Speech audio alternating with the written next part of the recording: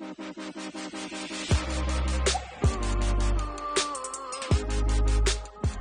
I want to welcome everyone to our coaches show as Coach Neville and Coach Wes Keller will be joining us shortly as they both picked up sweeps this week on the women's side and the men's side. On Friday night, it was Montana Western, and Saturday night, they got the sweep over Montana Tech. Would like to congratulate Omari Nesbitt as he was named the Offensive Player of the Week on the men's side, and Isabella Hagum was named Defensive Player on the women's side for this past week. And we got head coach Danny Neville with us. Coach, big sweep last weekend. You got Montana Western in a tough one on Friday night, and then another tough one on Saturday night against Montana Tech. Let's start with Montana Western. Let's just talk about that one. My comment afterward was first time I'd ever done a rugby match, but very physical ball game on Friday night. Yeah, I mean, if you look at the score, I mean, at half, I think it was 29-19. So, just a battle. At this time of year, you play a team a second time. Everybody knows everything that you're going to do. So, we really keyed in on two of their guys and two really good basketball players. And, we just thought if we could, kind of bother them and, interrupt what they're trying to do, then, it'd be good for us. And, it came down to the end and we made some free throws and went ahead and won the game. And, I thought our guys really battled. We played hard and we just withstood like some of their runs too, especially late. I was just super proud of the guys. Yeah, I thought defensively you guys did a great job, against Grueller and Stewart, both of them near the top in the league in scoring. I know they've both been named Offensive Players of the Week a time or two this year, but, hats off to you guys defensively. I thought you just shut them down and really didn't give anyone else any open doors as well. Yeah, and that's a hard task to do. Those, like you said, those two are, two of the top players in our league. And, it's like, feels like some of the times you really guard them and they still hit shots in your face. So, but again, Kai and, Royce did a really good job on those two guys, and they've done an awesome job, just especially like the past month of just really keying in on the other team's best players. You bring up that word there, making shots with people in their face. We'll talk about offensive player this week with Omari. How many shots does he put up with somebody in his face? That's funny. I just rolled into the gym right now. I ran a couple errands this morning, walk in, and he's shooting down there. Yeah. So it's all he's a gym rat. He's always in the gym, and he works on that stuff, like some of those shots you're like, no, and then he makes it and you're like, oh yeah, good shot. So yeah, he did one he did one right in front of me the other night, and I could have probably almost reached out and grabbed his uniform as far back as he was on that one. And on that one too, like we called a set on it, and he didn't go on the action, so I didn't think I was worried he didn't know how much time was left. And then you saw him kind of wind up to shoot it, and it's like, I feel like our team, every time he shoots it, our team, everybody on the bench, coaches, players on the floor thinks it's going in. So we have all the faith and trust in him. Yeah, he does a great job, just clutch player making those big baskets when it's needed. But and like with him too, like I think one thing he's, and you don't talk about it much, but nobody does, but it's crazy to see the growth from day one to now with him defensively. I think he really battles on the other end, and he knows he needs to. He knew that he needed to get better at that, and he's really done a good job of continuing every week to get better defensively. Yeah, and I was going to bring that up because I think I mentioned that on the air, Coach. That that's probably this weekend. Both games probably the best defensive effort I've seen out of Omari all year. We've seen it out of Carter and Royce and Mackay, but and the rest of the team. But I thought Omari really stepped his defense up this last weekend. Yeah, and I think that lifts other people on our team as well because they know, obviously he's getting a majority of the shots offensively, but when he's guarding just like everybody else, it's easy to be okay with him shooting maybe a couple bad ones too. But you got a long road trip this weekend, but it's a big road trip. You got Dakota State on Friday night, I believe, and Bellevue on Saturday night. Let's talk a little bit about those two games. On the men's side, Dakota State, you won by 3, and on against Bellevue, that was a 3-point win as well. So a couple tough road games coming up. Yeah, and again, we've done a good job all year just on the road. I can remember College of Idaho's crowd and, Montana Tech, going to Montana Tech and Montana Western. And, our guys have done a good job of not letting that affect us, not letting travel affect us. But I mean, you look at both teams are really good, tough matchups for us. Friday night, Dakota State, I think they're third in the country defensive points per game. So they really, really guard. And, he does a great job getting those guys to play hard. They're tough. They play hard. They guard. Kevin does a really good job. So we know it's going to be a battle. This is going to be, I feel like this will be the toughest weekend we've had all year. Just where we're at in the stage, and Bellevue's 12-0 at home. Like, they're both good at home. So it's going to be tough. And I think the thing that's going to be tough, I think probably a couple of the best defensive teams in the conference, other than you guys. For sure. It's funny. Dakota State is third in the country in points per game, and we're fourth. So seeing that, it's probably going to be a similar game to the first one. Yeah, that's I always say the first 1 to 50 might win those kind of games, and didn't quite make her to 50 on the last one, but you still won it, so that counts. But Coach, you're on top of the Frontier Conference all by yourself with a conference record of 14-2, and then you got Bellevue Carroll at 13-3, and then Dakota State 11-5, and Tech 10-6.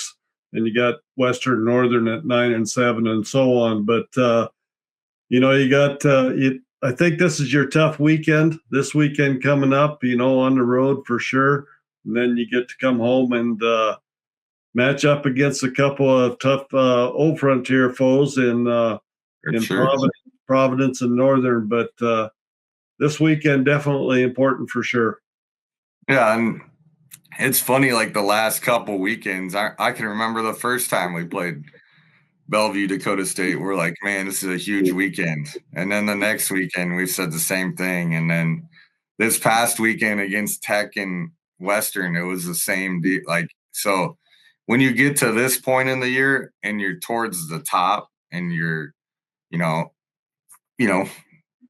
have something to play for, and every game is important. Like, Friday will be the biggest game of the year, Saturday, and then the next weekend, and then the weekend after that. So again, I think our team has done a good job of just staying in the moment, not really looking behind or ahead, not getting ahead of ourselves, not, thinking we're good just because we're in first place. Like, we got 6 games left and anything could happen. We could go 0-6. Nobody knows that, So we just got to focus on what we've been doing and getting better daily. And because at the end of the day, you kind of get into a routine at this time of year, but you can still get better.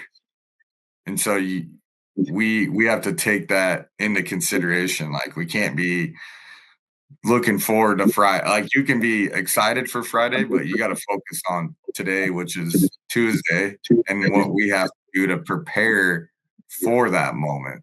So, and we don't get a whole lot of time. Like, we can't practice for 3 hours at this time of year. So we got to avoid, everything. It's just got to be whatever we're doing. We got to do it with great effort and great attitude. Well, Coach, the Frontier Conference, this expanded conference this year, if there's one thing you could change at this point in the season, what would that be? That we can fly to every weekend opponent. That's a good answer. No, it's been good. I mean, you can't, like, the Friday, Saturdays, you can sit here and complain, but it is what it is. Just that's what they decided, so that's what we're gonna do. And next year, whatever they decide, that's what we're gonna do. And there's no just a waste of time to complain about things or complain about travel or how far it is. Like, everybody else in the league has to do the same exact thing. So it just sounds kind of silly to complain about that stuff. Yeah. Well, Coach, good luck this weekend. Thanks for coming on. Don't get sick on the airplane. Yeah, yes, sir. All right, Coach. All right. Thanks. Yep. Thank you. And head coach Wes Keller with us. Coach, you got a big weekend last weekend. Got a sweep with a couple of tough teams. Western on Friday night and Tech on Saturday night. Then Western did us all a favor on Saturday night. They went and got a big win over Carroll at Carroll on Saturday night for us. So kind of a surprise there, maybe to some people. I maybe not so much to me. I don't know about you. Yeah, no, Western, Coach Sullivan's doing a nice job with them. They play extremely hard and they're scrappy. And, when they're hitting threes, I mean, they're pretty hard to handle because, they scored all three levels the way they play, dribble, drive. And, they gave us one heck of a game on Friday, I guess it was. And it took a little time for us to pull away, but they're playing hard and they're getting better. So kudos to those guys. And I think that snapped what they say, a 20-game losing streak to Carroll or some dang thing. So kudos to those guys, so and they're hard to play. We, it's kind of no secret. We struggle a little bit against the smaller teams that are a little bit quicker and faster. And, I thought our zones definitely slowed them down, in that second half. Yeah, definitely. And I just think that, give Coach Sullivan another year or two to bring in a couple more key players for him. And I think they're going to be a tough contender in the Frontier. Yep. And then on Saturday night, kind of a revenge game, I think, for the girls. I think they were on a mission Saturday night to go out and prove a point. Yeah, I mean, what did we get down? 8-0 or 6-2 or something like that. But it's no secret we blew a big lead in the fourth quarter last time we played them in early December, and I think the ladies had this marked on their calendar to, they had a sour taste in their mouth, and kudos to our kids. I thought we played, extremely hard and executed on the offensive end, took care of the basketball, and then we turned them over some and scored off some of their turnovers. So that was kind of a nice change. Yeah. So, yeah. No, and the thing that kind of surprised me is they actually out rebounded us in that ball game, and it didn't seem like that to me watching the game, but they had 4 more boards than what we did.